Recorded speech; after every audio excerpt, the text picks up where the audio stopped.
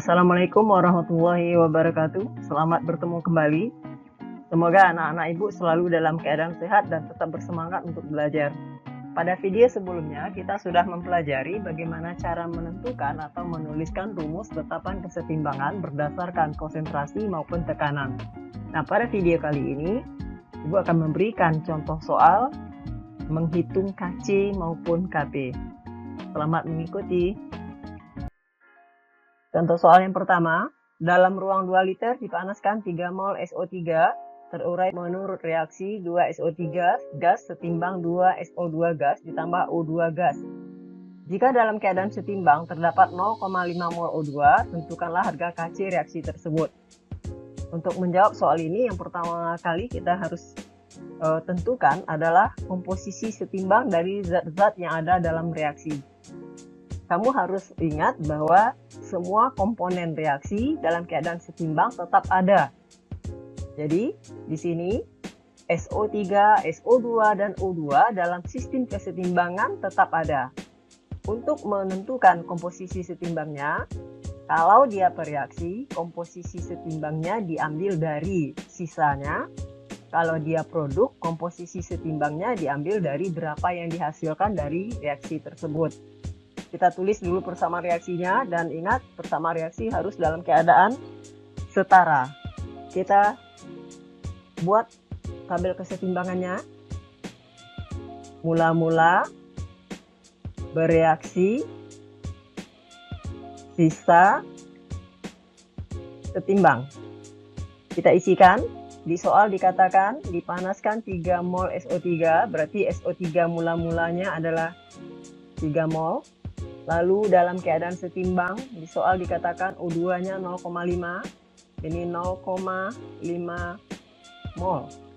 Nah, O2 dalam keadaan setimbangnya adalah 0,5. Karena dia produk, maka setimbangnya itu sama dengan berapa yang dihasilkan dari bereaksi.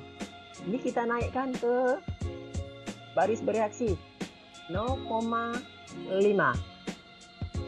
Nah, kemudian baris ini kita isi menggunakan perbandingan koefisien. Ingat ya, hanya baris bereaksi saja.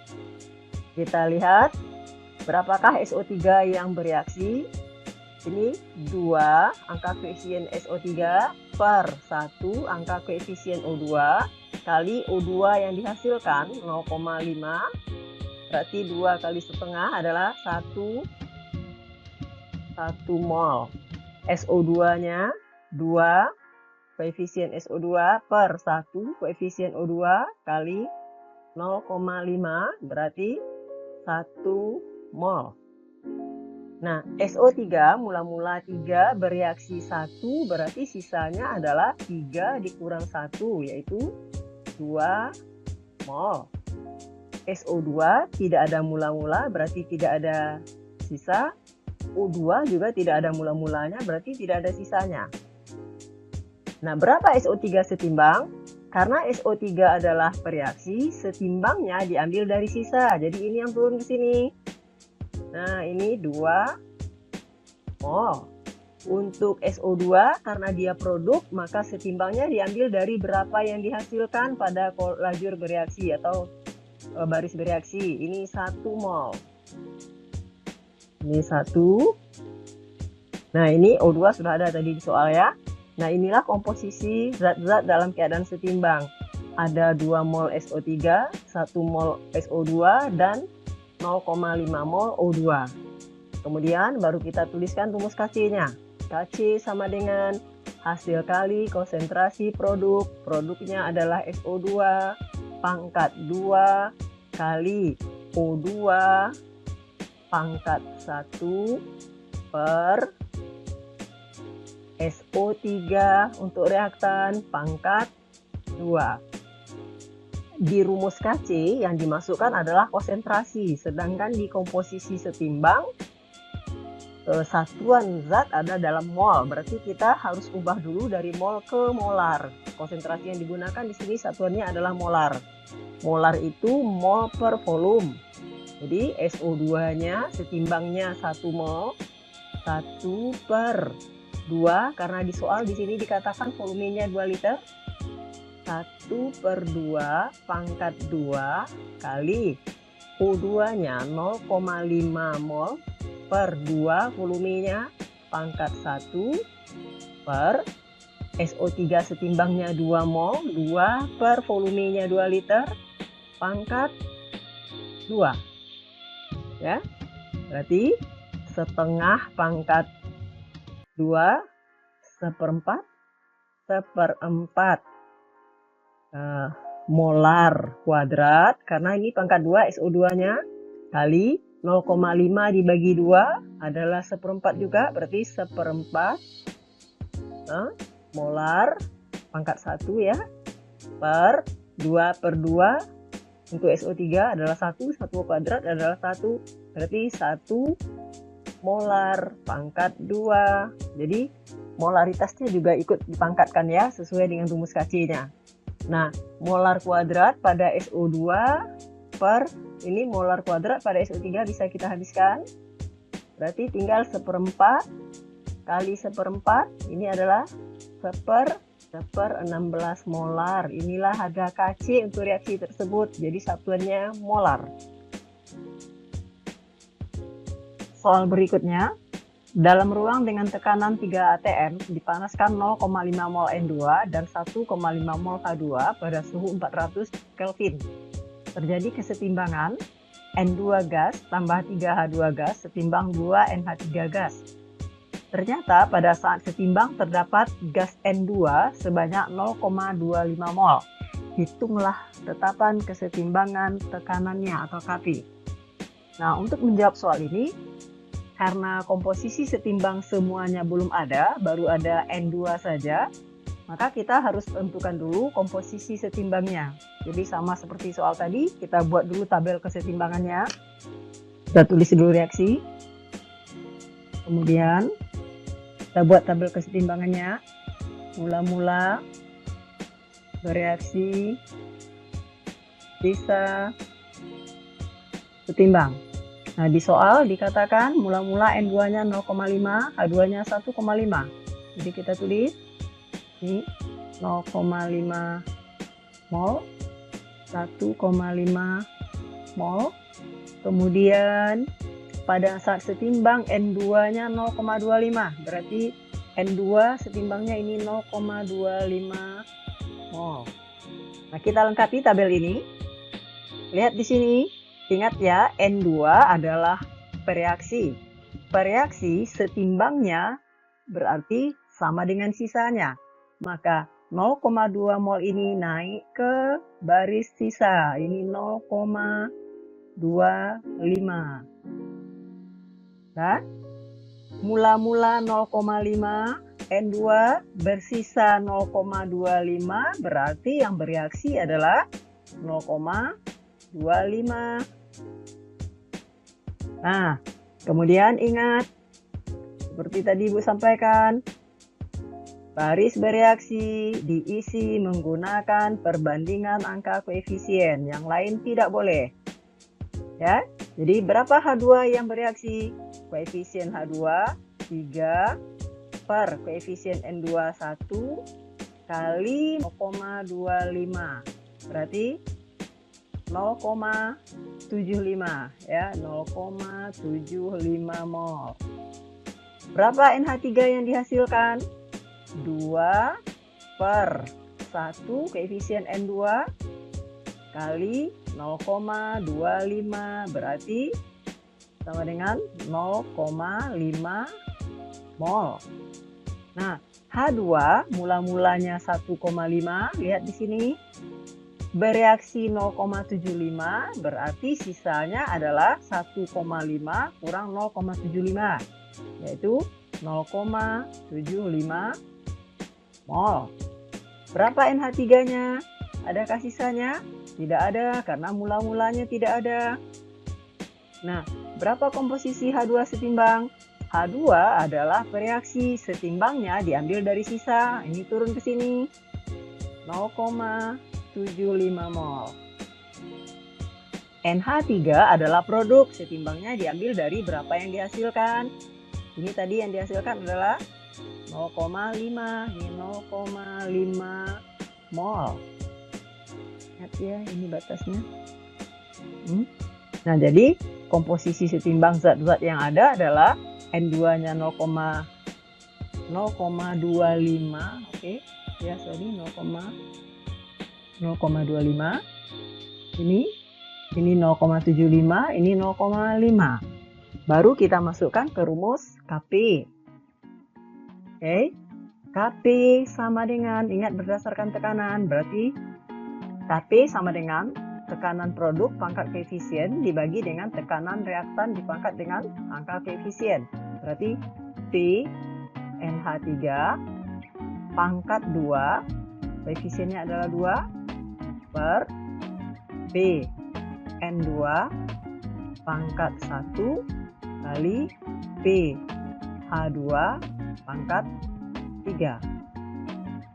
Bagaimana cara mencari tekanan NH3 atau tekanan parsial NH3?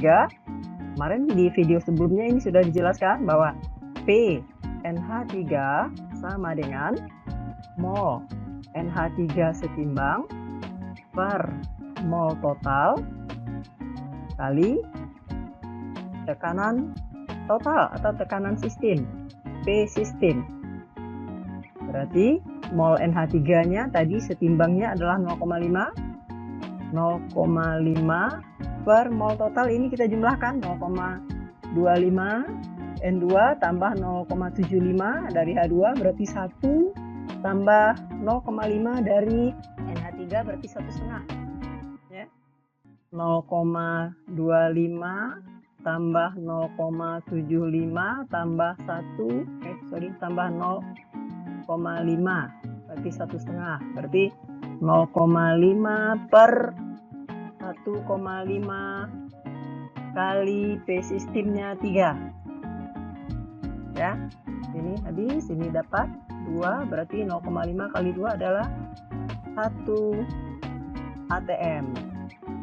Nah, P dari N2 sama dengan mol N2 setimbang 0,25 per mol total 1,5 kali tekanan sistem 3 atm. Berarti ini dapat 2 sama dengan 0,5 atm. Lalu pH2 sama dengan mol H2-nya 0,75 per mol total 1,5 kali tekanan sistem 3 atm. Ini dapat 2, berarti 1,5 atm. Baru kita masukkan ke rumus Kp. Kp sama dengan PNH3 1 atm pangkat 2 per PN2-nya 0,5 atm pangkat 1 kali pH2 berarti 1,5 atm pangkat 3. Berarti ini 1 atm kuadrat per 0,5 kali 1,5 pangkat 3. Ini hasilnya adalah 16,875 ATM pangkat 4 ya. Nah, ATM pangkat 2, ATM pangkat 4 tinggal ATM pangkat 2. Berarti hasil KP-nya sama dengan 1 per 16,875 ATM pangkat 2. Selain dengan cara seperti penyelesaian contoh soal tadi, harga Kp juga dapat dihitung berdasarkan harga Kc-nya dengan menggunakan rumus berikut. Kp sama dengan Kc kali R kali T pangkat delta N, di mana delta N ini adalah selisih koefisien produk dikurangi dengan koefisien reaktan. Sedangkan R adalah tetapan gas ideal dengan harga 0,082 liter atm per mol Kelvin, dan T adalah suhu dalam satuan Kelvin. Contohnya seperti soal berikut. Perhatikan reaksi kesetimbangan berikut. PCl5 gas setimbang PCl3 ditambah Cl2 pada suhu 27 derajat Celcius. nilai Kc dari reaksi ini adalah 0,04. Tentukanlah nilai Kp dari reaksi tersebut. Nah, di sini harga Kc-nya sudah ada. Jadi ini bisa kita selesaikan dengan menggunakan rumus tadi. Menurut rumus tadi, Kp sama dengan Kc kali R kali T per delta N. Delta N-nya adalah koefisien kanan dikurang koefisien kiri. Di kanan koefisiennya ada 2, satu koefisien PCl3, satu koefisien Cl2, berarti 2. Di kiri ada 1, berarti delta N-nya adalah 2 dikurang 1. Kita masukkan, Kc-nya 0,04 kali 0,082 liter ATM ya tadi, ATM per mol Kelvin kali suhunya dari 27 derajat Celcius kita ubah ke Kelvin, berarti 27 tambah 273 ini sama dengan 300 Kelvin per delta N-nya 2 kurang 1. Berarti ini Kelvinnya habis. Liter ATM ini nanti mol per ATM ini adalah satuan dari Kc yaitu molar. Nanti yang tinggal adalah ATM. Ini berarti harganya 0,04 kali 24,6 hasil kali 0,082 kali 300 pangkat 1. Ini harganya adalah 0,984 ATM. Ini harga Kp-nya. Nah, dengan cara ini bisa lebih mudah. Jika zat yang bereaksinya hanya satu, maka zat itu dikatakan terurai. Nah, reaksi kesetimbangan yang terjadi dinamakan dengan kesetimbangan disosiasi. Kesetimbangan disosiasi adalah reaksi kesetimbangan penguraian suatu senyawa menjadi zat-zat lain yang lebih sederhana. Untuk menentukan berapa besarnya atau berapa banyaknya zat yang terurai, ini dinyatakan dengan derajat disosiasi yang dilambangkan dengan alfa, di mana alfa sama dengan jumlah mol zat terurai per jumlah mol zat mula-mula. Berarti kalau kita mau mencari berapa jumlah mol zat terurai, maka mol zat terurai sama dengan alfa dikali mol zat mula-mula.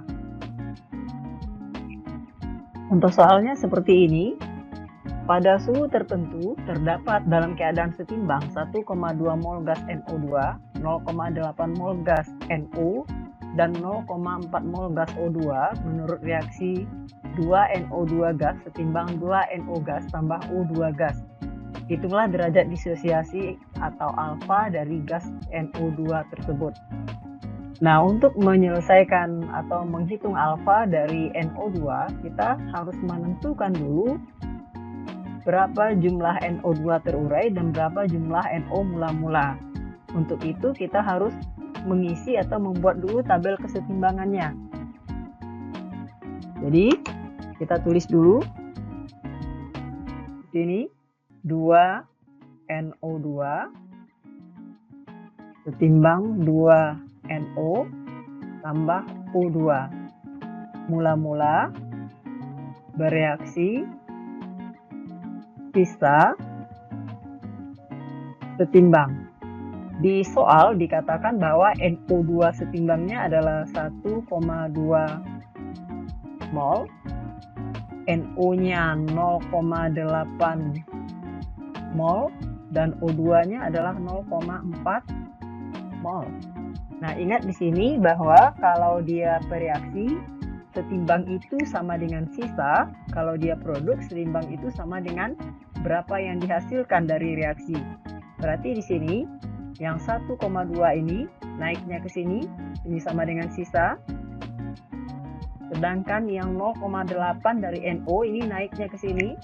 Berapa yang direaksikan, berapa hasil reaksi, berarti ini 0,8 mol. Dan O2 juga naiknya ke sini, ini 0,4 mol. Nah, untuk menentukan berapa NO2 yang bereaksi atau yang terurai, kita gunakan perbandingan koefisien.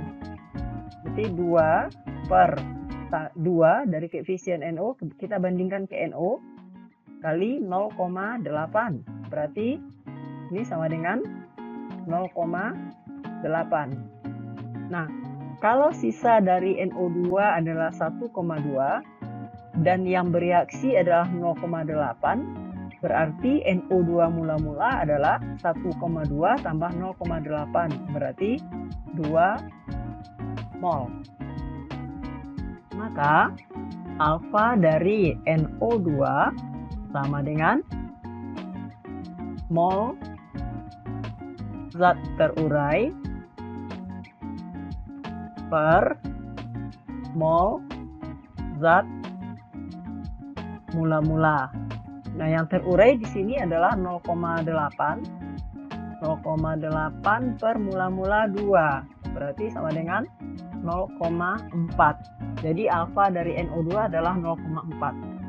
Seandainya ditanya berapa persentase, kita tinggal kalikan saja. Berarti 0,4 kali 100%. Berarti 40% kalau yang terurai. Bagaimana? Bisa dipahami bukan? Baik, sampai di sini penjelasan Ibu. Semoga bermanfaat untuk kalian. Sampai jumpa. Terima kasih.